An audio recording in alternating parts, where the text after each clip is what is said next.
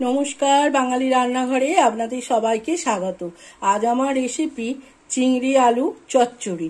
চিংড়ি আলু চচ্চড়ি করার জন্য এখানে আমি নিয়েছি বেশ খানিকটা আলু নিয়েছি কেটে সরু সরু করে, আর নিয়েছি পেঁয়াজ এরমভাবে কেটে রেখেছি।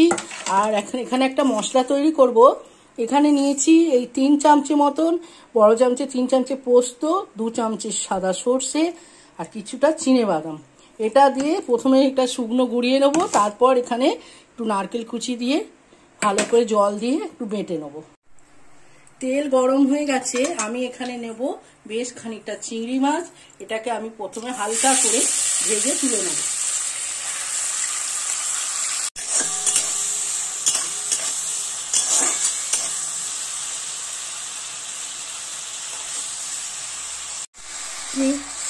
চিংড়িটা আমি সামান্য ভেজে নিয়েছি।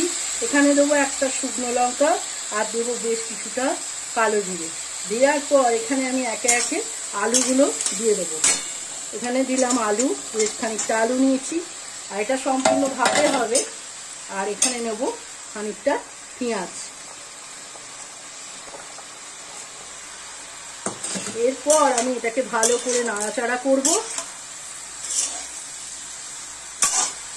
এবার এখানে আমি দেব হলুদ আর সামান্য একটু লবণ দিয়ে এটাকে আমি ভাপে হতে দেব। এখানে দিলাম হলুদ আর লবণ। এবার আমি এটাকে পুরো ঢাকা চাপা দিয়ে রান্না করব। 5 মিনিট মতন এটা আমি ঢাকা চাপা দিয়ে রান্না হতে দেব।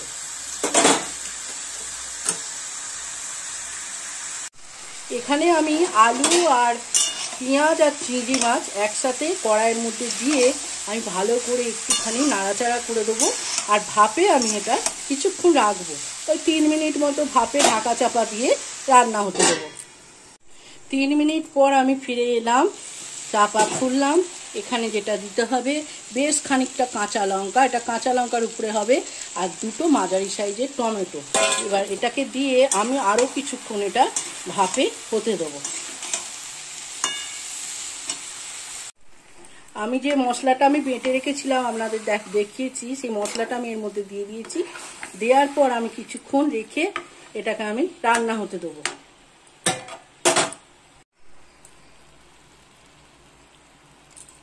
আমি কিছুক্ষণ পর আবার চলে এসেছি, সম্পূর্ণ রেডি হয়ে গেছে চিংড়ি আলু চচ্চড়ি। চিংড়ি আলু চচ্চড়িটা সম্পূর্ণ রেডি হয়ে গেছে। আর আমি এখানে দেবো একটুখানি সর্ষের তেল। আপনারা এই